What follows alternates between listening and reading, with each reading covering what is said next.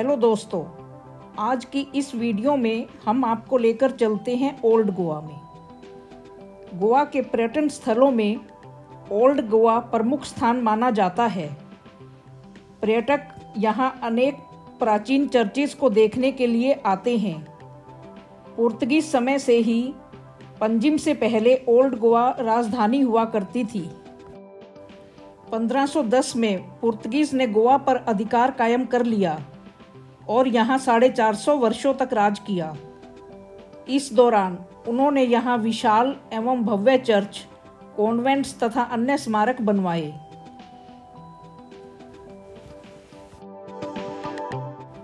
यह ओल्ड गोवा की मुख्य सड़क है, जिसके दोनों तरफ गाड़ियाँ खड़ी हुई हैं। यहाँ पार्किंग की जा सकती है। इस रोड के एक साइड पर बेसिलिका ऑफ बॉम जीसस बना हुआ है तथा दूसरी साइड पर से कैथेड्रल कॉम्प्लेक्स बना हुआ है।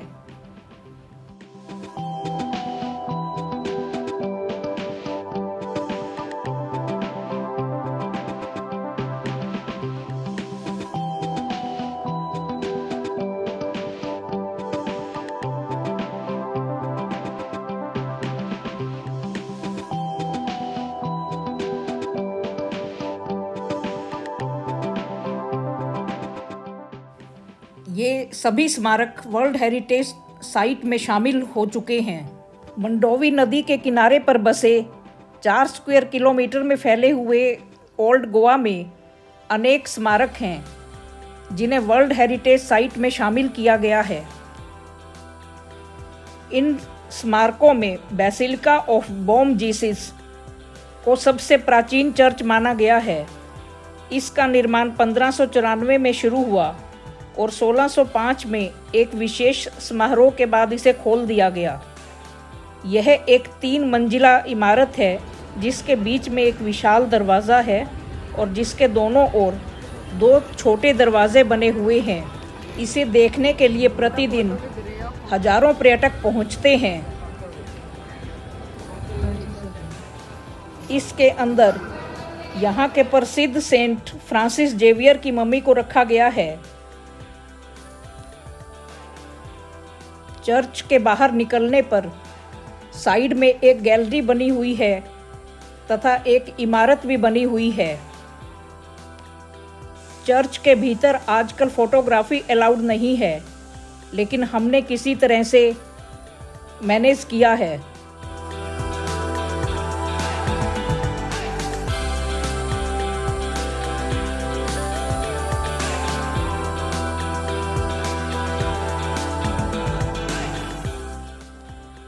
चर्च के बाहर दीवारों में बड़ी सुंदर आर्चेस बनी हुई हैं, जहां पर फोटोग्राफी करने वालों का तांता लगा रहता है। लाल और काले रंग के पत्थरों से बना हुआ यह चर्च बहुत खूबसूरत दिखाई देता है। इसकी भव्यता देखते ही बनती है। इसके प्रांगण में अनेक विशाल वृक्ष लगे हुए हैं, जहां पर्यटक बैठकर अपना समय व्यतीत करते हैं। इसे 5 बजे तक देखा जा सकता है।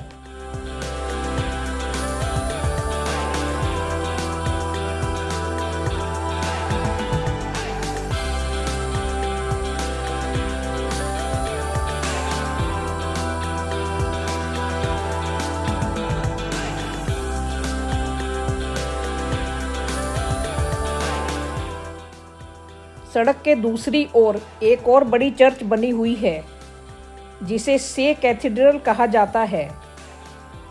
यह church Saint Catherine of Alexandria को समर्पित है। इस चर्च की नींव 1619 में रखी गई थी और 1640 में एक विशेष समारोह के बाद इसे धार्मिक कार्यों के लिए खोल दिया गया था। ये चर्च एशिया की सबसे बड़ी चर्चों में से मानी जाती है, जिसकी लंबाई 250 फीट और चौड़ाई 181 फीट है। इसका निर्माण पुर्तगीज गोथिक स्टाइल में किया गया है। इस पर लगा हुआ घंटा सबसे बड़ा घंटा माना जाता है, जिसे गोल्डन बेल कहा जाता है। यह एक खूबसूरत प्रांगण में स्थित है। इस चर्च के पिछली साइड में Saint Francis of Assisi church और कॉन्वेंट भी बना हुआ है।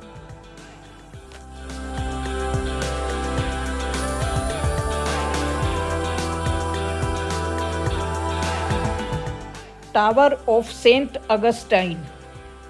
मुख्य चर्चिस से कुछ दूरी पर सेंट अगस्टाइन का टावर दिखाई देता है, जो कि एक समय पर विशाल चर्च और कॉन्वेंट हुआ करता था, लेकिन आज इसके अवशेष ही यहाँ पर मौजूद हैं।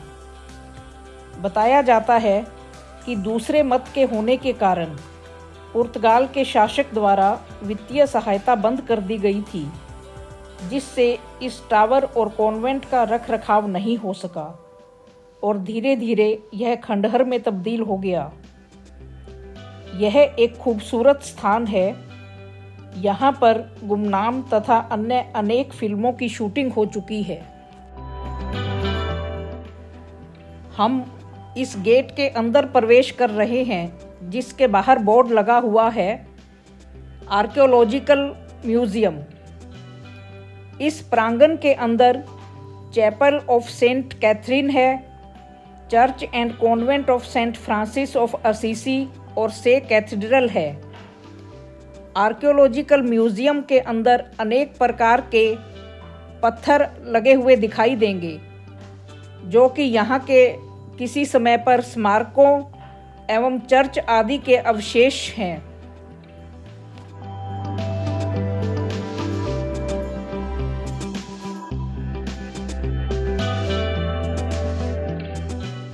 जैसे प्राचीन समय में बारूद बनाया जाता था, बारूद बनाने के लिए इस्तेमाल होने वाले पत्थरों को भी रखा गया है।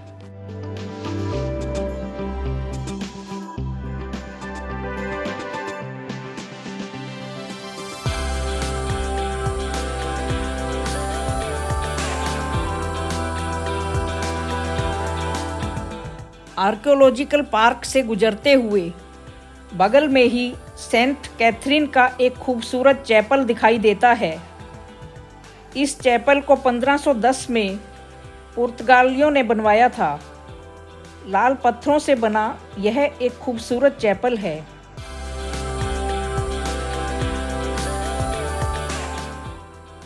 चैपल के सामने प्रांगण में एक बावड़ी अर्थात स्टेपवेल भी बनी हुई है।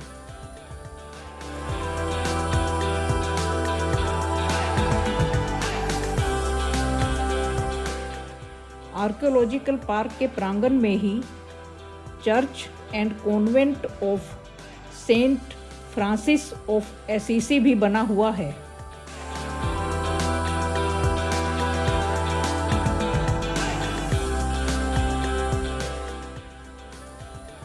इसे सन 1661 में बनाया गया था। यह लेटराइट पत्थर से बना हुआ एक खूबसूरत चर्च है। इसके अंदर सेंट फ्रांसिस की मूर्ति और क्रॉस पर जीसस बने हुए हैं। इसके अंदर सेंट फ्रांसिस के जीवन को दर्शाया गया है।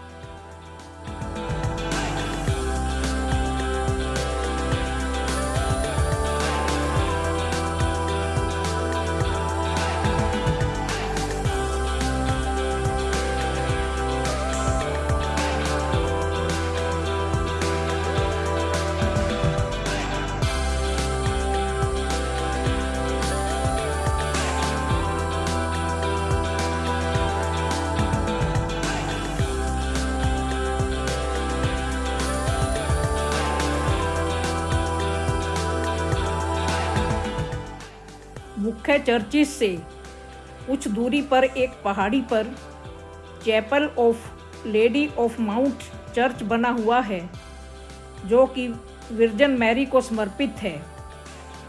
इसका निर्माण 1510 से लेकर 1519 के बीच किया गया।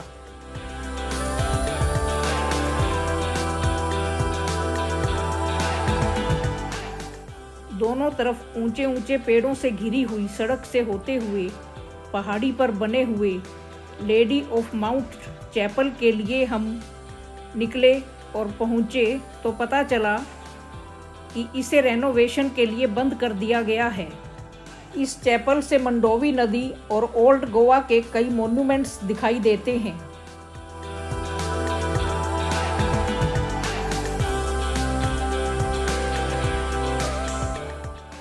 चैपल ऑफ लेडी माउंट देखने के बाद घूमते फिरते हुए हम एक ऐसे प्रांगण के सामने जा रुके जिसके पास एक बोर्ड लगा था, आदिल शाह के महल का गेट, जिसे देखकर हमारी जिज्ञासा बढ़ी। लेकिन आगे चलने पर पता चला कि अब यहाँ आदिल शाह के महल का मात्र गेट ही बचा है। यह बेसाल्ट पत्थर से बना हुआ नक्काशीदार गेट है, जिसे एक ऊंचे चबूतरे पर रखा गया है। पुर्तगीज द्वारा आदिल शाह पर फतेह के बाद इस महल को 1695 तक गोवा के गवर्नर के रेजिडेंस के रूप में इस्तेमाल किया गया और सन 1820 में इसे ढहा दिया गया। इस प्रांगण में आजकल सेंट काजेटन चर्च बना हुआ है। यह चर्च रोम में सेंट पीटर चर्च की ओरिजिनल प्लान के अनुरूप बना हुआ है। इस चर्च में लेटराइट पत्थर का इस्तेमाल किया गया है।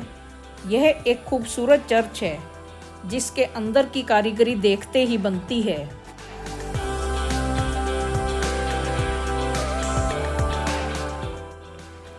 इस चर्च के सामने खुले प्रांगण में एक खूबसूरत बाग बना हुआ है।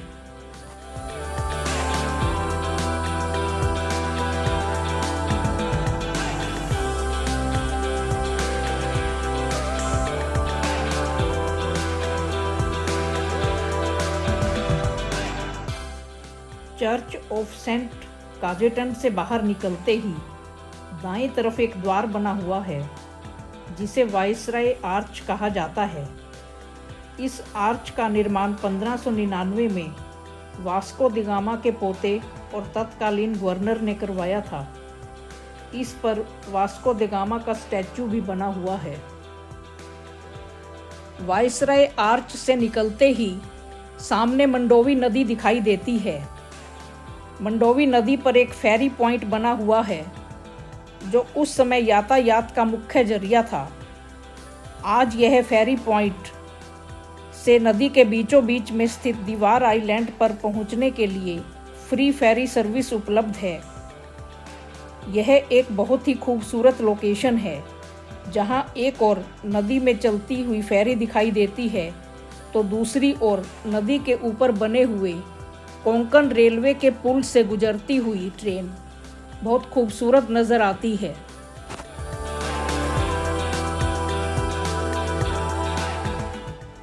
आशा है आपको हमारी यह वीडियो पसंद आई होगी। इसे लाइक और शेयर करना न भूलें और यदि अभी तक आपने हमारे चैनल को सब्सक्राइब नहीं किया है तो इसे सब्सक्राइब अवश्य कर दें। Thank you.